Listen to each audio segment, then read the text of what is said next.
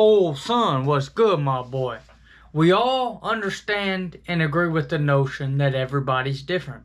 We got different fingerprints, we got different ways we speak, we all look different way our genes work and DNA, fucking everything down to the way your hair grows, the follicle play. All this shit is different and unique to you. So if you know that there's all these variables whenever it comes to humans, that everyone is different, why would you try to be liked by everyone? This is an affliction that plagues many people. They try to be liked by everybody. This is why you see this surge and recent trend of incels that don't know how to talk to nobody. They can't go outside. They can't even go to the fucking grocery store. They got social anxiety, dude. All this shit.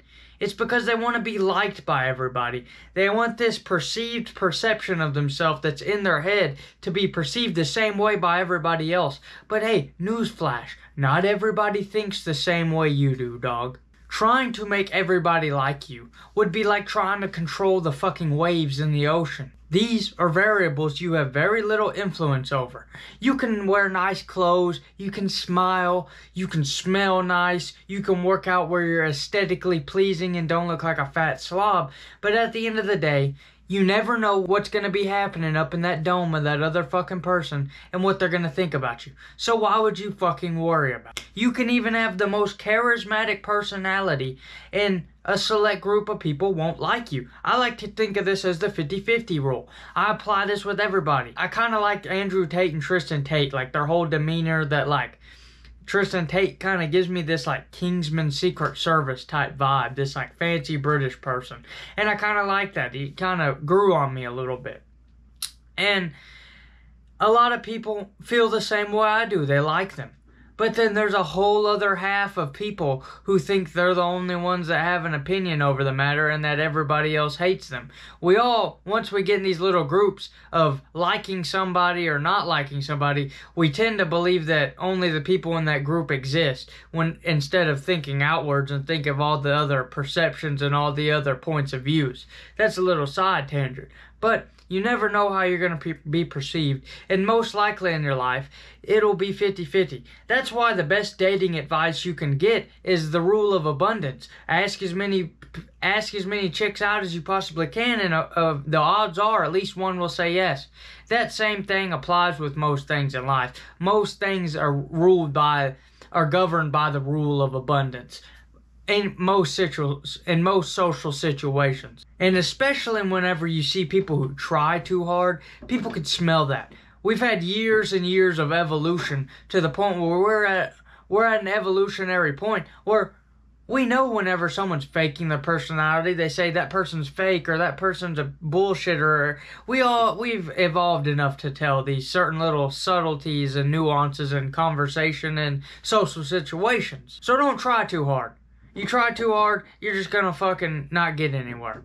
You see these people who are regarded as geniuses and great thinking minds and highly respected individuals like Kanye West, Steve Jobs, Elon Musk. I don't really want to fucking ramble off 20 names right now, but these highly regarded, like ultra mega successful people, and you read about their personalities.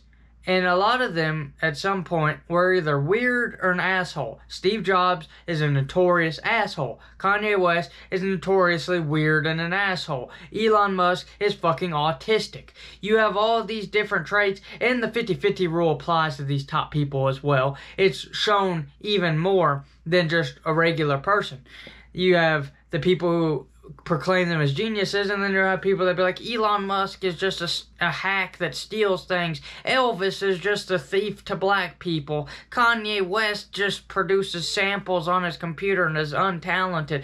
You have all these fucking other 50% of idiots who think that you have this other 50% that don't usually like them. So what am I getting at with listing all these people? They all were themselves. They all got to their points of success through being themselves, going out after what drives them passionately, and disregarding the perception of themselves viewed through the lens of other people. They only hold at heart the perception of themselves viewed by themselves. See, I did a little tongue twister, but Kanye West has said time after time he's his biggest fan. He believes in himself more than anybody. And that's kind of the mindset you got to have with this shit. Fuck everybody else. If you truly believe you're destined for something greater, you got to have that mindset that you are destined for something greater. Don't let other people's perceptions dictate you. One last little point I want to touch on, because I'm not going to let this video go on too long because it's a very simple topic. Do not confuse being useful with trying to be liked.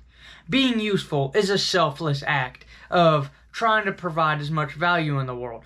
Wanting to be liked, even though you might do some things that are useful, it's still at heart a selfish desire. It's still at heart a selfish act because you want to feel needed. It's all about you. It's not about you going out and being useful and providing value and that's your meaning in life, yada, yada, yada. So, what is a little bit of a summary to this whole video? Stop trying to seek other people's approval.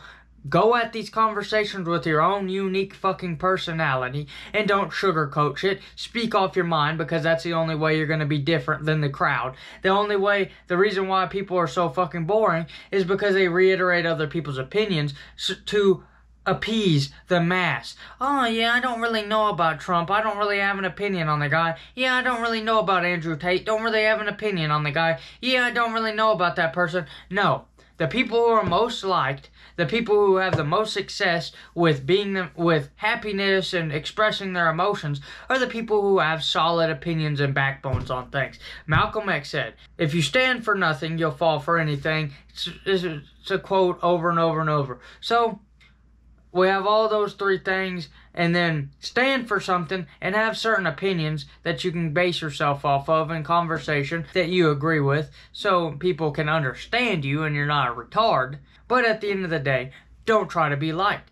If you're in a group of fucking liberals and you have very conservative views, share your views with them. Don't be a pussy and be like, yeah, well, I actually kind of like Bernie Sanders. Dude, I'm in the middle of all these libtards, dude, I don't know. No.